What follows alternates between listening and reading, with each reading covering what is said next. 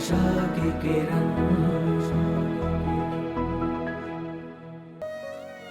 સ્વામી અમે ગયા વર્ષે ઇંગ્લેન્ડ ગયા હતા.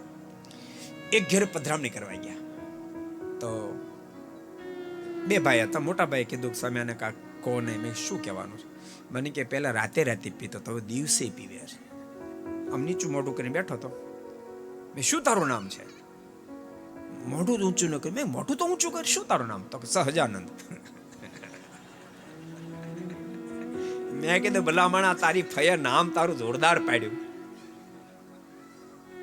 એને મેં કીધું તારે નીચું જોવાની જરૂર નથી. તું એમ ન માને કે હું બહાર ના નીકળી શકું. અને ભક્તો એક વાત તમને કહું,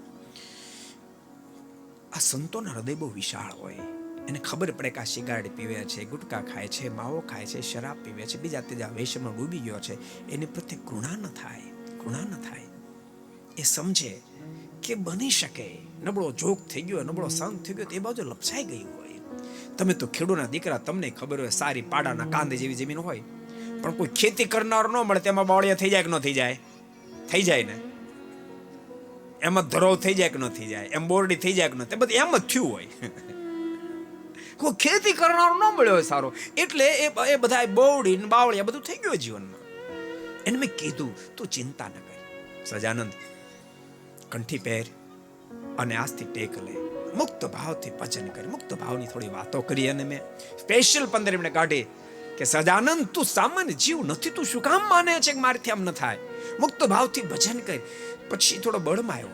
મને કે મુક્ત ભાવથી ભજન કરવું એટલે શું? એમ મને કઈ ખબર ન પડે. મેં કીધું સાંભળ, કારણ કે મૂળ હરિભગત તેની ઘેરે ભગવાન સ્વામિનારાયણની મૂર્તિ. મેં કે આ મૂર્તિ છે ને એને તારે ખૂબ યાદ કરવાની, જોઈ રાખવાની, યાદ કર.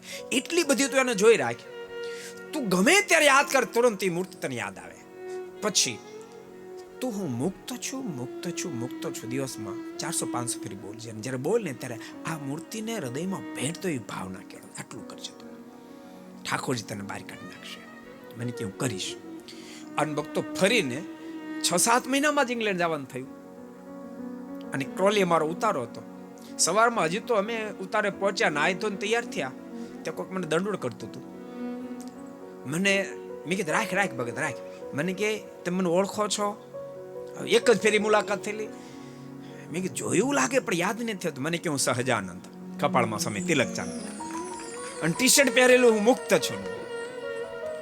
મને કે આપે કીધું ને કંઠી પહેરાવીને મુક્ત ભાવથી ભજન કર્યું, તે દિવસ ને આજની ઘડી પછી મોઢામાં શરાબ નથી મૂક્યો. 2-3 મહિના તો બધું બહારનું ખાતો હતો, પણ હવે બહારનું હોટલનું ભોજન પણ કરતો નથી અને અનગળ પાણી પણ પીતો નથી. को पसंद आया हो तो लाइक करें और शेयर करना मत भूलिए. सब्सक्राइब करें सरदार कथा चैनल को और बेल आइकॉन पर क्लिक करना मत भूलिए लेटेस्ट वीडियो सबसे पहले पाने के लिए.